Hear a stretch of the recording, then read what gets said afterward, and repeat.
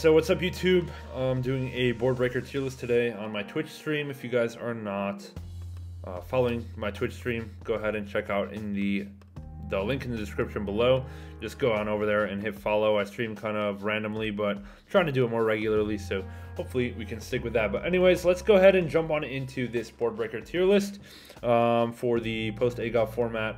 This is after YCS Richmond, after YCS Indy, so I don't actually know if there's any YCSs coming up, but hey, this could be still useful for you and your kind of like locals or regionals coming up. So we have 6 categories here: most main decks, some main decks, most side decks, some side decks, niche, and just don't. And because of the diversity of this format, it's going to be kind of difficult, honestly, to do this tier list, just because there's such a broad range of stuff that there's going to be very little stuff in these top 2 tiers and then just a whole bunch of stuff in these bottom 4. But we're going to do what we can and kind of just go ahead.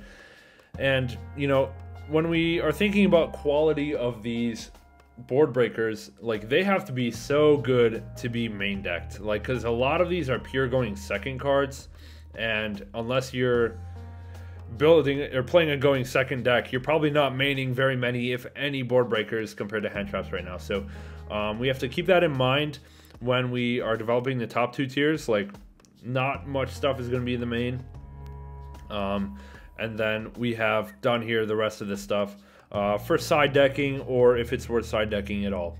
So the first one I want to talk about is Alpha, because it's the first one here.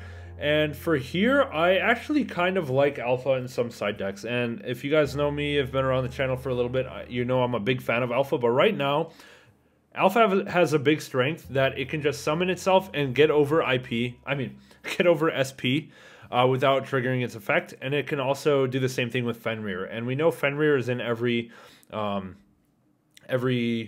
or a lot of main decks right now, and SP is in every extra deck right now. So that's why I think Alpha is actually really strong, and kind of the same tone as Pankratops, but Pankratops is even better because it can get over both at once. Special Pankratops, swing over SP, activate effect, ban it, or destroy the Fenrir. So like if they end on SP Fenrir, Pankratops just deals with the whole board by itself, and I think Pankratops is a little bit slept on right now. So yeah, we're gonna keep those 2 right here. Okay, now let's talk about the books. First of all, Book of Lunar Eclipse.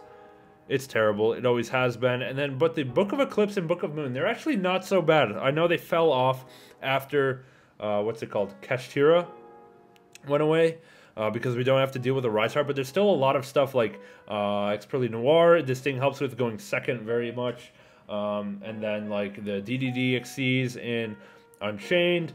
And then we have like Rescue Ace. Like, just booking the Hydrant is actually pretty decent, I'd say. So I think books are kind of like low-key still good, and I think they're a little bit slept on. I think people were excited to try out different non-engine, but it didn't make the books much worse. So I think like having them in some side decks is kind of good, or even in main decks. Like I'd still think Book of Moon is main deckable. Book of Eclipse is main deckable. I'm just kind of having a hard time. Like, I feel like you either main it or just don't play it at all. Side decks, I think, is where Change of Heart should go. I think it goes in some sides. I think it has to be a specific deck where if you take it, you can actually make use of the stuff. And now that everything is playing SP, you can just take any extra deck monster, link into SP, and break boards. So it's like a double board breaker, Change of Heart. So I think it goes in some side decks. And then for Mind Control, I don't know. It's like the same, but, you know, if you need bonus Change of Heart, you can play Mind Control. But I don't know. I think it's just niche. Let's see. For back row removal, let's talk about all of those at once. Let's see, we have Cosmic, we have Lightning Storm. Let's talk about what else is in this list. Harpies. Right now, I think these are in most side decks. I think Lightning Storm and Harpies are in most side decks just because of the popularity of Rescue Ace. But like, you can't main deck these cards because they're terrible into combo. I think Cosmic is kind of niche right now, or even in just don't.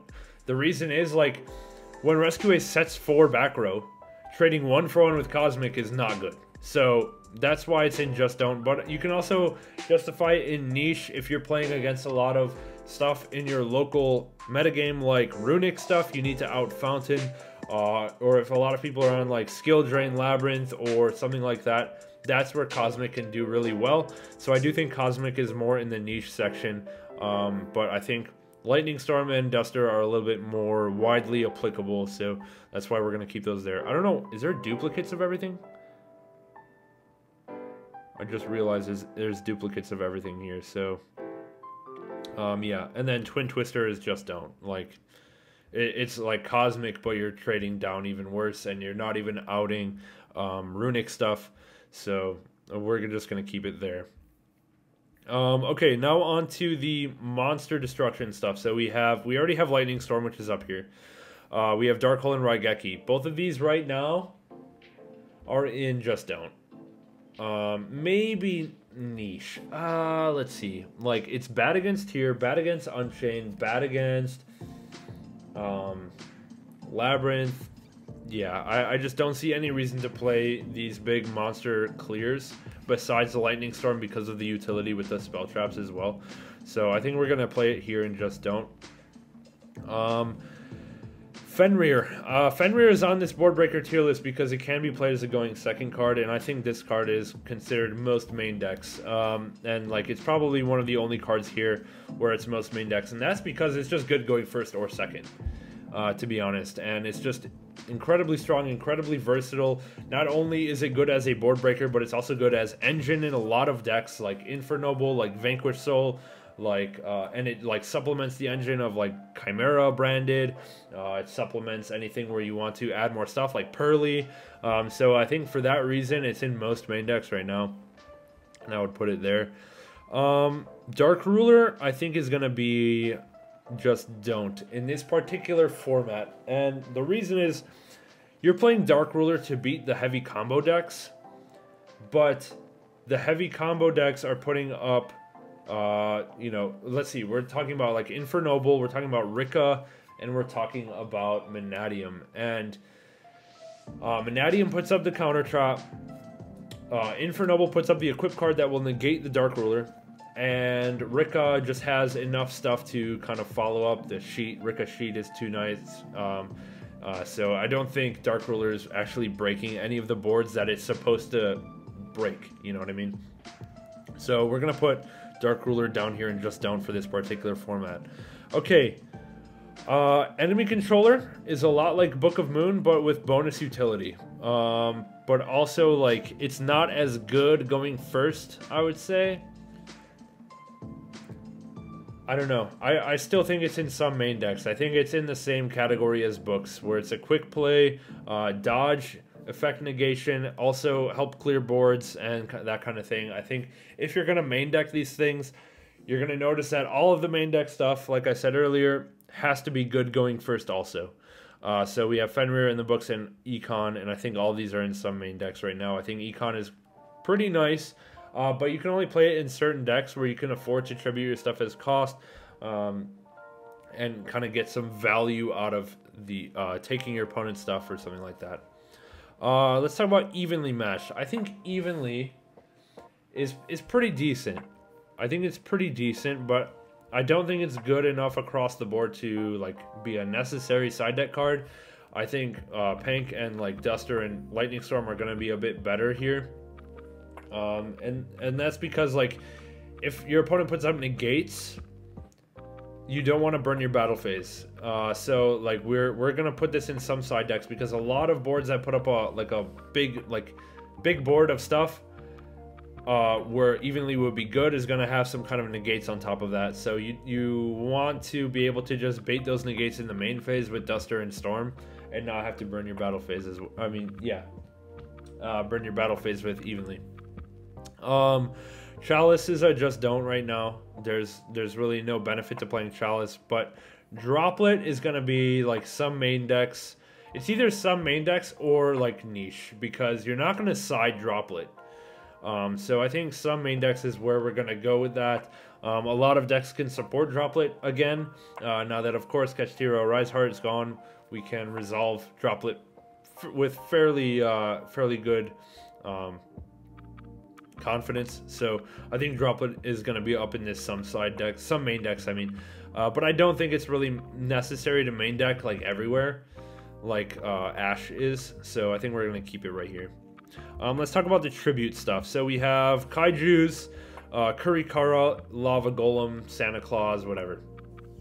Okay.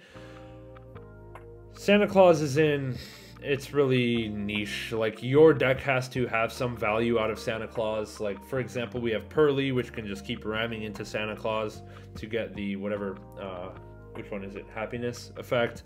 And then, like, Scareclaw, if you have the planet, you can summon something in defense, so you can planet pop other stuff, so that's kind of nice. But besides that, there's no reason to play Santa Claus over normal Kaijus. Normal Kaijus is in some side decks, I would say. It's also kind of niche, though. I don't know. Like, there's not a whole lot you want where Kaiju, like a 1-for-1 removal with Kaiju is going to be that good, except for against Pearly. So I think, by definition, like, because it's only good against one deck, we're going to put it in niche as well. Herald of the Abyss. So this one's a little different because it's searchable, unlike the Kaijus. So I think this one's going to be in some side decks alongside Triple Tactics Thrust. And I think Thrust is going to be up here in most side decks as well. It's arguable to play in some... I think, no, okay, we can play Thrust in some mains. Thrust in some mains is fine. Same with Talent in some main as well. Like, the format is going to keep flip-flopping between board breakers and hand traps as, like, the mainstay. So I don't think, like, having these guaranteed, like, must-haves in most main decks is necessary. I think some main decks, it's kind of like between here and most and some. But back to Herald of the Abyss, because Thrust is so popular, Herald is going to be in a lot of side decks as well, because it's like a searchable out for X-Pearly Noir. So I think that's why we can have it here. Kurikara is not that great anymore. Again, this is another card that's really only that great into Pearly, but it does have a little bit more capability against other decks like Infernoble, like Vanadium. So, like, you have to bait some negates, but once you do that, you can Kurikara the whole board. So I think some side decks is where we can classify Kurikara to belong. And then Lava Golem, like, Lava Golem's weird, because, like, if you can support it, just like Sphere Mode, if your deck can support it, if your deck doesn't need the normal summon, then it's fantastic. But, like, most decks can't support Lava Golem or Sphere Mode. So I think for that reason, it's also in niche. Like, it's niche based on the deck you are playing, not niche against the deck your opponent has. So we're going to put it down here. I mean, it's great into Rika. It's great into Infernoble. So for that reason, maybe we can see this into some side decks just for the Infernoble matchup.